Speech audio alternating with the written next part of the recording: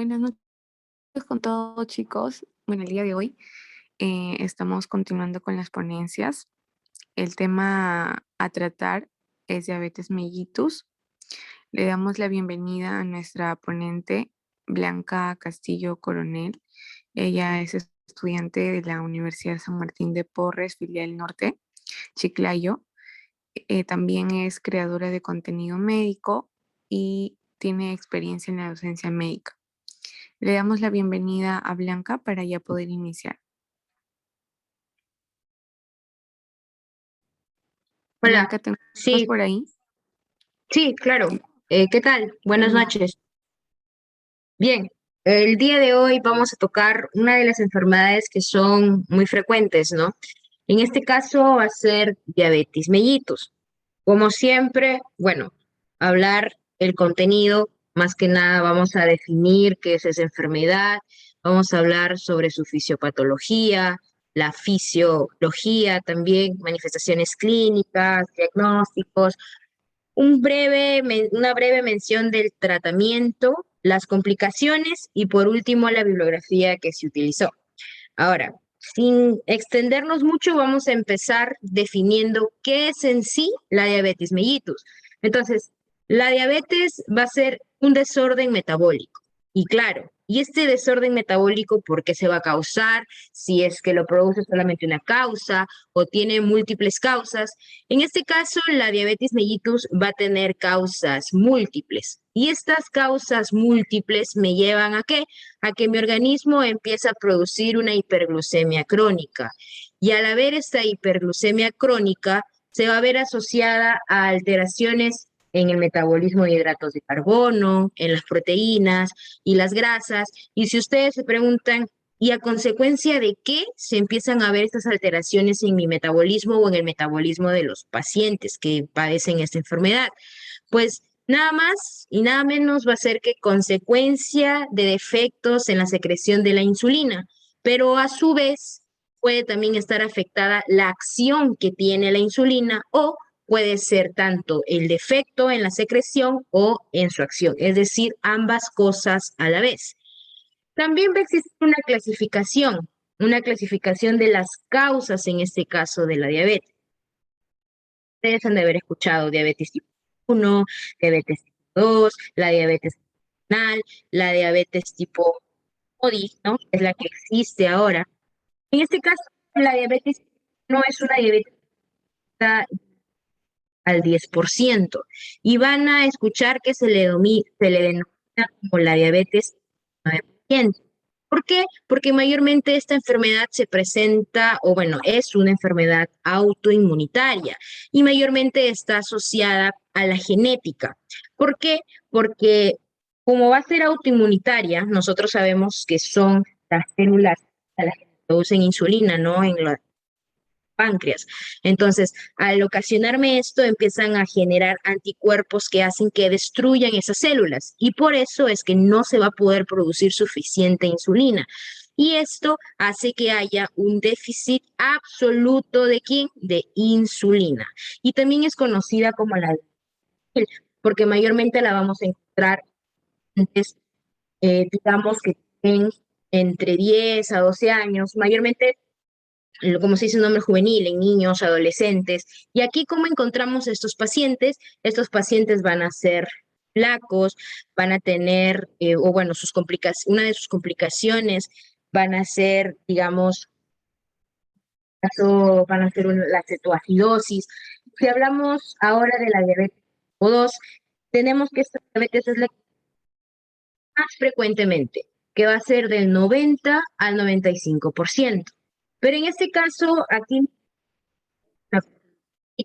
o va a ser una persona o una persona en este caso que está en el rango, se le conoce como una persona joven, ¿no? Que la persona ya empieza a ser una persona una persona tal vez a una vida sedentaria, una persona que no practica el ejercicio, que garras, que no se cuida. Por eso es que también se le llama no resistente. ¿Por qué? Porque viene de la mano con la insulina. Y esta, por ende, no va a ser una insulino dependiente. Es una insulino dependiente, aquí va a haber déficit, pero relativo de la insulina. Ese es tanto la diabetes 1 o 2, pero ahora, como los tiempos han cambiado, no es que aquí ya la diabetes 2 aparece a partir de años, también en los ancianos, ya no. Ahora, como ha cambiado lo de vida, se puede presentar 20, 21 años, personas, ¿no? Pueden presentar la diabetes tipo 2. Más que nada, la clasificación.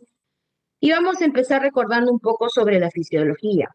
En este caso, la fisiología, recordamos que el páncreas va a tener una doble función, la función exocrina y la función endocrina. Para diabetes, más que todo, nos vamos a centrar en la función endocrina. ¿Por qué? Porque para recordar la exocrina tiene que ver con la digestión, el páncreas me produce estas enzimas, me produce bicarbonato para lograr, como se dice, una buena digestión y así facilitar el paso de los alimentos. Pero si nos centramos ahora en sí, en lo que es la endocrina, como les dije, aquí vienen a estar los islotes. Y aquí van a haber diferentes tipos de células. Las alfa que me producen el glucagón, las betas que me producen la insulina y la delta que me produce la somatostatina. Pero ahora, yo les pregunto, ¿qué otra parte del organismo, aparte de los islotes y las células delta, me producen somatostatina? Pues aquí sería el hipotálamo.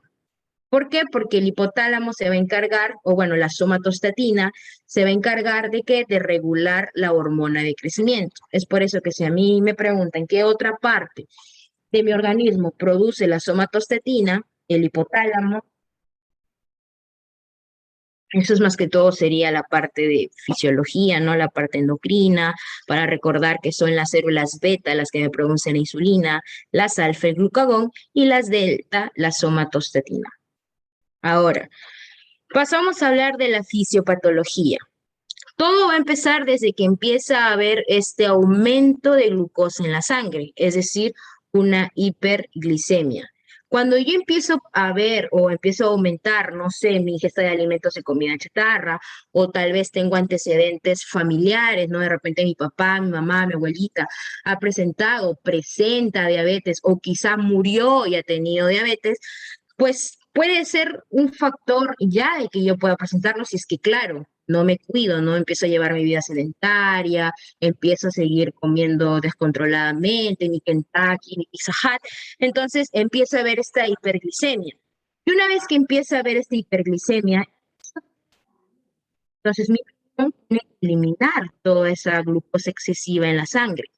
Pero nosotros sabemos que la unidad funcional del riñón es la nefrona, y la nefrona va a estar conformada por el glomérulo, el túbulo proximal, distal, ¿no es cierto? Entonces, una vez que la glucosa empieza a filtrarse por el glomérulo, pasa al túbulo proximal. Y en el túbulo proximal se empieza se reabsorbe tanto glucosa, se reabsorbe sodio, se reabsorbe agua, pero en este caso nos vamos a centrar en qué, en la glucosa. Entonces, cuando está en el túbulo proximal, empieza también a reabsorberse. Pero como yo voy a tener esta cantidad exagerada, es decir, va a haber una mayor cantidad, la glucosa también, o sea, ya no se va, lo normal es que se reabsorba, pero como va a haber esta cantidad exagerada, empieza a eliminarse por la orina. Y es por eso que yo, o bueno, los pacientes diabéticos empiezan a presentar la glucosuria, ¿no? La glucosa en la orina. ¿Cuándo es esta glucosuria? Cuando la glucemia, es decir, mi paciente llegue con una glucemia mayor a 180 decilitros. ¿Por qué? Porque es con esta cantidad en la que yo encuentro que el paciente empieza a, bueno, o empieza a ver esta eliminación, ¿no? Por los riñones de la orina, perdón, de la glucosa. Entonces, una vez que empieza a eliminarse por la orina la glucosa, mi organismo empieza, bueno, empieza a aparecer, mejor dicho, la poliuria. ¿Pero por qué empieza a ver la poliuria? Porque como de glucosa en la orina, empieza a aumentar la osmolaridad, aumenta es decir, va a haber una mayor eliminación también de qué? De agua. Entonces, como aumenta la osmolaridad, mi organismo empieza a decir, ah, no, también hay una disminución del volumen intravascular. Y como hay una disminución del volumen intravascular, ¿Por qué? Porque se formó aquí la poliuria, es decir, la primera P de qué? De un paciente diabético, la poliuria. Entonces, una vez que empieza a haber esta disminución del volumen intravascular, empieza a actuar o empieza a generar la sed. ¿Por qué? Porque el hipotálamo ya vio que empieza a haber supuestamente esta disminución intravascular por la eliminación de glucosa en la orina, me activa la sed. Y es por eso que también encuentro aquí la segunda P de un paciente diabético, que es la polidipsia. Y una vez que ocurre la polidipsia, claro, si yo tengo sed, por ende también me va a inducir hambre. Y aquí empieza a ver la tercera P de un paciente, la polifagia. ¿Y todo por quién empezó? Por la eliminación de la glucosa por la orina. ¿Y esto qué hizo? Que mi organismo piense que hay una disminución del volumen intravascular, me produzca la sed, me genere una polifagia.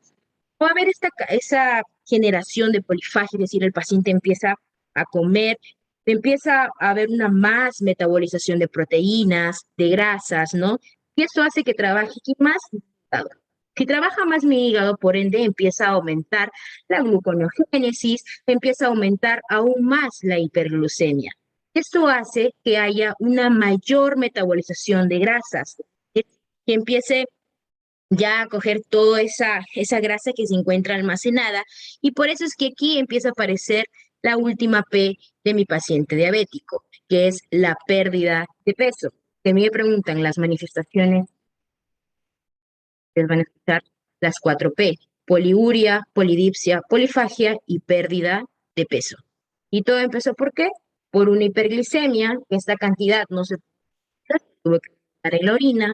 Luego, una vez elimina por la orina, mi organismo empieza a detectar como si hubiera una disminución del volumen intravascular. Pero, bueno, hace que se active el hipotálamo, me genere la sed. O si yo les pregunto, ¿en qué parte del hipotálamo se encuentra el centro regulador de la sed? Me lo ponen en el chat si lo saben, ¿no? Pero igual yo aquí se los voy a mencionar. Es el área lateral el que me produce, o bueno, donde se encuentra el centro regulador de la sed, ¿no? Eso hace que haya este descontrol, que me produzca la pasta, metabolismo de grasas, y por ende es que cuando ya pasa cierto tiempo, paciente diabético, que en un inicio, en este caso diabetes mellitus 2, llegó o llega con cierto grado de obesidad, cuando ya tiene cierto tiempo, cuando ya es una diabetes que no es controlada, es por eso que empieza a perder ¿qué? A perder peso. Y si tienen alguna pregunta o duda, igual la pueden hacer, pues no en el chat, así, igual pues es. Eh, ah, lo que pasa es que ¿por qué aumenta la osmolaridad? Porque lo normal es que la glucosa se reabsorba, no que se elimine. Entonces, como yo tengo una cantidad exagerada de glucosa en la sangre, hago que trabaje más mi riñón, es decir, hago que se filtre aún más por el glomérulo. Y si yo tengo algo en cantidad exagerada, ya no va a poder reabsorberse, es decir, no va a poder cumplir la función normal. Entonces, como no se cumple la función normal, en vez de reabsorberse, se empieza a eliminar. Y yo no puedo tener glucosa en la orina. Y si yo empiezo a tener esta glucosa en la orina, mi cuerpo empieza como a detectarlo, como te empieza a detectar como si estuviera disminuyendo el volumen intravascular. Si se elimina glucosa por la orina, es por ende que también se va a eliminar el agua. Y si va a haber una eliminación de agua, va a aumentar esa osmolaridad. Y por eso es que mi organismo también empieza a ver como que hay esta disminución del volumen intravascular y se activa el centro, bueno, el hipotálamo, el área de la sed, que empieza a generarme todas las 4 P. Es por eso mayormente no inicio glucosa en la sangre y por eso es que no cumple la función adecuada. Porque todo el exceso hace que todo se descontrole. Bien, eso sería más que todo la fisiología, perdón, la fisiopatología. Ahora vendría aquí las manifestaciones. ¿Qué características con diabetes mellitus, en este caso tipo 2 o tipo 1? Mayormente la diabetes mellitus va a ser asintomática, es decir, mi paciente a los años sigue viviendo su vida normalmente, no presenta ningún síntoma, pero cuando ya empieza a ver el aumento, bueno, el pasar de los años, empiezan a aparecer estos síntomas, como les dije, las 4P, que son la poliuria, la polidipsia, la polifagia y la pérdida de peso. Pero ¿eso es en qué? En diabetes mellitus tipo 2. Si yo les pregunto qué manifestaciones clínicas aparecen en una diabetes tipo 1, pues voy a encontrar a la hiperglucemia, ¿no? Claro, una de las complicaciones muy frecuentes que encuentro en un paciente de diabetes tipo 1 va a ser una cetoacidosis, el aliento a manzana, la anorexia, los vómitos, la deshidratación, la respuesta diabética. ¿Y el compromiso de quién? Del sensorio. Si a mí me preguntan cuál es una de las complicaciones más frecuentes de un paciente con diabetes tipo 1, va a ser el compromiso de qué? Del sensorio. ¿Por qué? Porque un paciente con diabetes tipo 1 que no se controla o hace mal el control con el uso de medicamento, hace que haya compromiso del sensorio y esto me produce diabetes. Pero también existen factores, ¿no? De riesgo que pueden producirme una diabetes, que como les dije, va a ser la obesidad, la hipertensión arterial, las dislipidemias o una hiperglucemia severa. Entonces, los factores de riesgo, claro, no olvidar los factores de riesgo que tienen que ver con los antecedentes familiares. ¿Por qué? Porque lo primero que yo tengo que un paciente y yo ya me viene con poliuria, polidipsia, polifagia, pérdida de peso, lo primero que hago es preguntarle, su mamá, su papá, sus hermanos o sus abuelos han. Si me dice que sí, yo ya tengo que ir sospechando, pues no, que este paciente puede presentarlo. Esos los que todos serían también las manifestaciones clínicas. Y si ustedes me preguntan cómo es que se hace un diagnóstico o cómo es que yo diagnostico la diabetes mellitus, ¿por qué? Porque si ustedes leen el ADA, ¿no? Me va a dividir o me hace el diagnóstico en una diabetes y en una prediabetes. En este caso el ADA 2019. Para yo diagnosticar diabetes, tengo que primero ver o pedirle a mi paciente que se haga ayunas. Si a mí, o bueno, a mí no, al paciente le hacen este glucosa en ayunas y le sale mayor a 126, claro, ya es indicador. Pero si eso no me deja toda la certeza de que sí, ya, o bueno, no es que solamente le haga esa prueba y ya, si mi paciente presenta diabetes, ya lo diagnostico. No, también se puede mandar a hacer el test de SOG. ¿Cómo es que se hace el test de SOG? Pues se empieza a diluir, en este caso, la glucosa que se hace bueno, se toma, ¿no? 70 mililitros de glucosa, se bebe y se saca el análisis después de pasadas 2 horas. Entonces, aquí, si me sale ese resultado con una glucosa mayor o igual a 200, ya con esto yo iría confirmando de que sí, efectivamente, mi paciente presenta diabetes. También, claro, le puedo hacer una glucosa al azar, que ese es mayormente y tiene que salir mayor o igual a 200. Y también existe la hemoglobina glicosilada. Y una hemoglobina glicosilada va a ser mayor o igual a 6. Yo les pregunto, o bueno, les pregunto, ¿cuál es el valor normal de la hemoglobina glicosilada? A ver si es que la saben, lo pueden poner, pues, ¿no? En el chat. Pero, ojo, aquí la hemoglobina glicosilada no es que se use con mayor frecuencia para hacer el diagnóstico de diabetes, sino que esta me sirve ya en un paciente que es diagnosticado con diabetes. ¿Por qué? Porque este me pronostica cómo va, si es que mi paciente está cumpliendo con el tratamiento o si es que no. Y esto más que todo sería para hacer el diagnóstico de qué? De la diabetes, ¿no?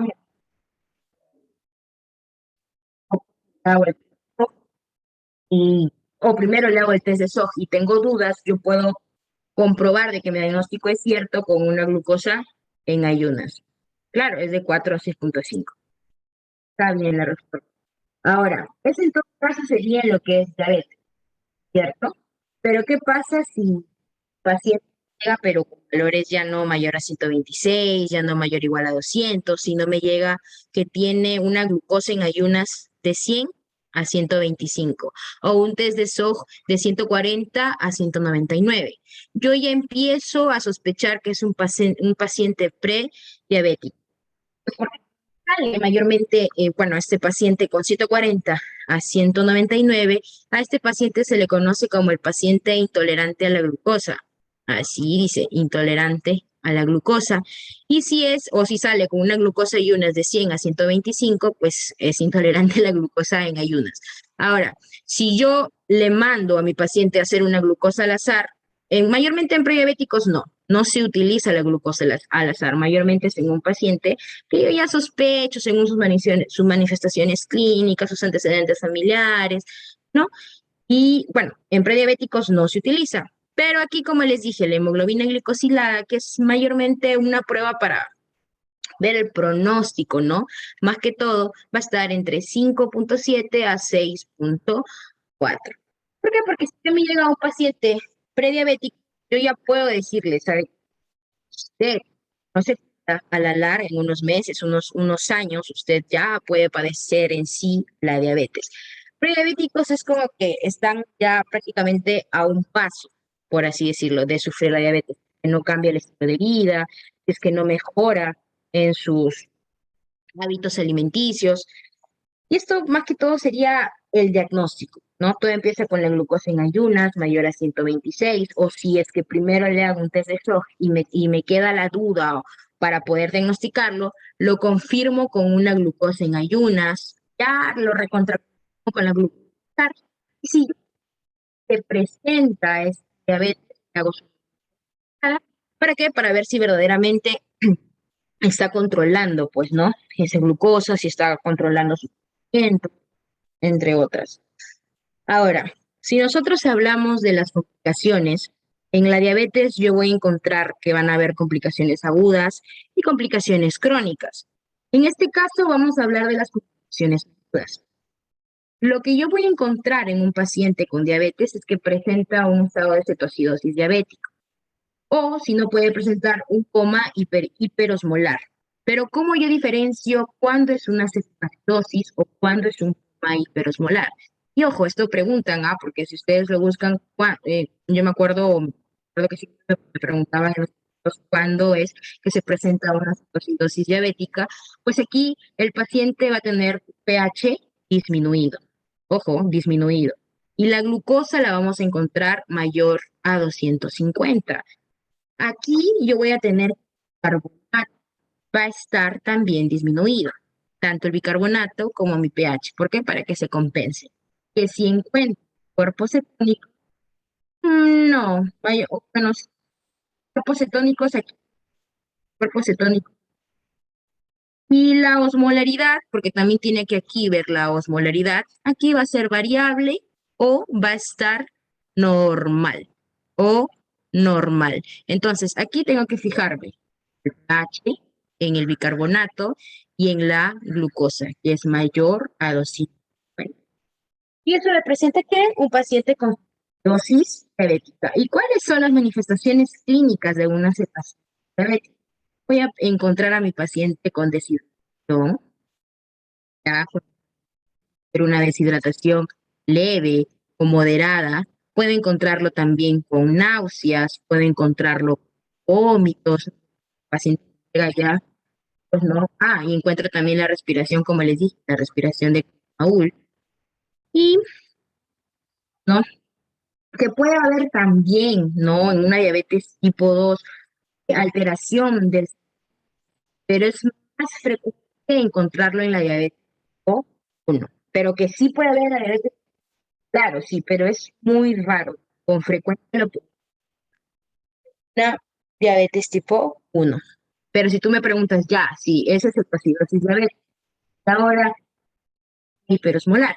En el coma hiperosmolar yo voy a encontrar que mi pH va a estar en un valor normal. La glucosa la voy a encontrar mayor a 600. Miren, mayor a 600. Mi bicarbonato aquí igual lo encuentro normal, pero aquí ya no encuentro cuerpos cetónicos y la osmolaridad, aquí la osmolaridad va a estar aumentada. Entonces, me fijo en la glucosa, me fijo que no va a haber cuerpos cetónicos y que va a haber un aumento de la osmolaridad y mi bicarbonato pH se mantienen normales. De un coma igual puede estar, en este caso ya con una deshidratación, trastorno, miren, pues, esto si no lo controlo me puede llevar a qué, a un diabetes. ¿Cómo yo manejaría si es, o bueno, en este caso, cuando una cetosis? Yo lo manejo con los. Uno, tengo que ver la hidratación, es decir, ver si mi paciente presenta una hidratación, bueno, llega deshidratado, cómo es la hidratación, si es leve o moderada. Entonces, lo primero que tengo que hacer es hidratarlo. ¿Por qué? Porque les dije que una de las manifestaciones clínicas principales que presenta la deshidratación. Una vez que yo veo si es una deshidratación leve o moderada, empiezo ya a darle. Ahora, si mi paciente yo veo que llega con una deshidratación entre leve y moderada, ¿qué hago? Mm, sodio. Entonces, pero esperen, antes de yo darle sodio, tengo que ver cómo es el sodio. O bueno, ya, ya, hipernatremia y hay hipernatremia, es decir, no, hipernatremia. Yo le doy cloruro de sodio, ya, miren, en este caso cloruro de sodio, le doy al 0, como sodio, al 0. Ese siempre y cuando me. Pero ¿y si tiene hiponatremia? Si tiene hiponatremia, yo ya le aplico el cloruro de perdón, aquí si es hiper, era de 0,45%. Y es hipo, si es cloruro de sodio, de 0,9. La cantidad, claro, va a variar la cantidad. Por ejemplo, si es hipernatremia, yo le puedo dar 1 litro por hora. Y si es hiponatremia, yo le doy entre 250 o 500. Eso es más que todo el manejo, ¿no? Les dije, primero tengo que hidratar a mi paciente, pero para yo hidratar a mi paciente, si es que va a presentar una deshidratación leve, nada, o si es que es una deshidratación severa. Les repito, si es una hidratación sodio. Entonces, si yo encuentro que mi sodio es elevado de 6, yo le aplico cloruro del 5%, perdón, al 0,45%. Entonces, una vez que le doy al 0,45%, ¿a cuánta cantidad?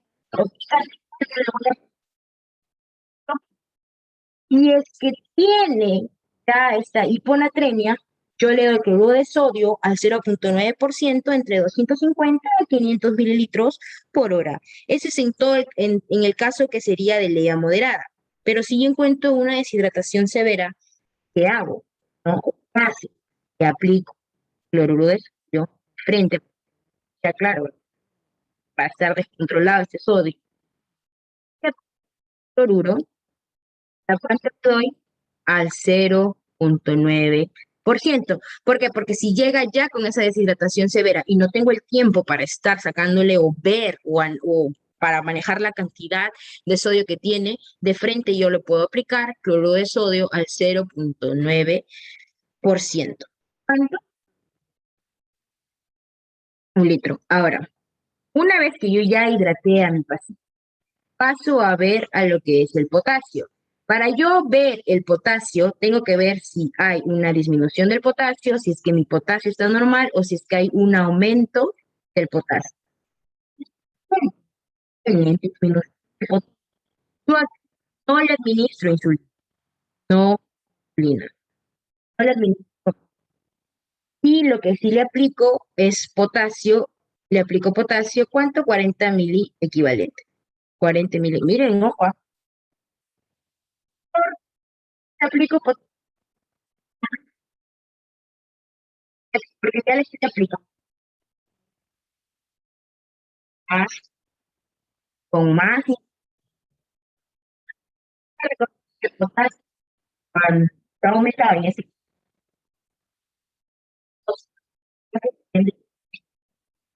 Cuando hay mayor, a ver, no. ¿Por qué? Eso se los dejo de ver cuál es la función que ahora.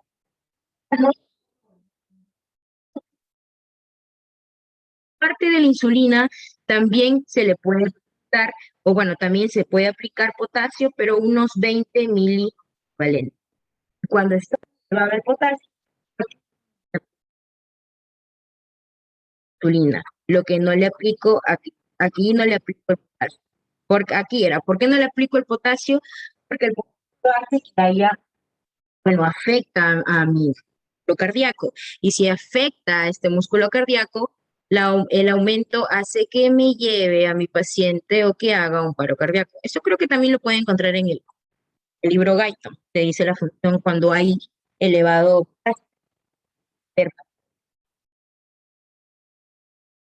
Una vez que a ver, administrina,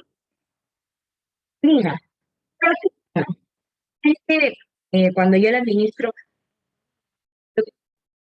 es que, o bueno, la glicemia baje, glicemia tenga que, yo ya hago que mi paciente llegue, bueno, administrándole, claro, insulina y llegue con una glicemia. Y aquí empiezo ya a hacerle una hidratación ¿con qué? Con dextrosa, ¿no? Con dextrosa y cloruro de sodio. Entonces, como que ahí hago que ya mantenga a mi paciente, ya hice que su glucosa baje, ya lo estabilicé todo, o bueno, cómo es, viendo es que está, o bueno, cómo es si es leve, moderado, si es severa, me fijé en el potasio, si es que está, o bueno, si es que hay menor cantidad de potasio, si es que está normal, si es que está aumentado, y según eso, ver las cantidades que yo tengo que hacer, o cuándo no administrar la insulina, o cuándo administrar la insulina y cuándo administrarle potasio. Y después de yo ver la deshidratación, de ver, o bueno, aplicarle el potasio, al paso a administrarle. Y una vez que hago que mi paciente estoy hidratando con 35%, cloruro de sodio al 0,45%. Si es que tienen alguna duda, igual lo puedo volver a repetir. Gracias a todas las agudas. Ahora, si yo hablo, ojo, las complicaciones agudas son la cetosis hiposmolar, pero también hay otra complicación. La hipoglicemia mayormente se da en pacientes que han tenido un mal manejo tal vez en su tratamiento con la diabetes, no se pasaron con el tratamiento o no tomaron su medicamento. Entonces, glicemia, para yo hacer el diagnóstico, se basa en la triada de Whipple. Y esta triada pues se presenta, o bueno, vamos a tener que ver la glucosa, si es que el paciente es diabético, va a estar menor a 70. Y si el paciente no es diabético, va a estar en menor a 60. Pero ¿qué más veo? Que va a presentarme la clínica de una náusea, vómito. Tengo que fijarme que el paciente responda al tratamiento de la comunicación adecuada. Ya manejo estas complicaciones agudas que, como les dije, son la cetoacidosis, son el coma y la pues yo ya, si es que me llega en algún futuro un paciente ya, y recuerdo esta clase, pues yo ya sé manejar a mi paciente. Pero así como también hay complicaciones agudas, también van a haber complicaciones crónicas. Y en este caso, las complicaciones crónicas por microangiopatías o van a ser complicaciones crónicas que aparecen de una manera temprana. Por ejemplo, en microangiopatías yo voy a encontrar el pie diabético. En tempranas empiezan a ver las neuropatías, la rinopatía, viene de la mano tal vez con un síndrome nefrótico o una nefropatía diabética. Entonces, ojo, estas son ya con pacientes que pues presentan ya la diabetes y a la larga, pues no me va generando todas estas complicaciones. Pero así como microangiopatías, yo encuentro macroangiopatías, encuentro enfermedades coronarias, enfermedades cerebrovasculares que pueden generarme más que todo esas complicaciones crónicas. En enfermedades coronarias yo tengo la hipertensión arterial. Y esta hipertensión arterial, imagínense, un paciente con hipertensión arterial, con diabetes, a la larga renal, imagínense todo lo que puede ocasionar, pues, ¿no? En una complicación crónica. Y bien, eso fue esta fue la bibliografía que utilicé. Si tienen alguna pregunta, duda o desean que les repita algo que no entendieron o lo hablé muy rápido, yo encantada de poderles volver a repetir, poderles volver a y volverlas.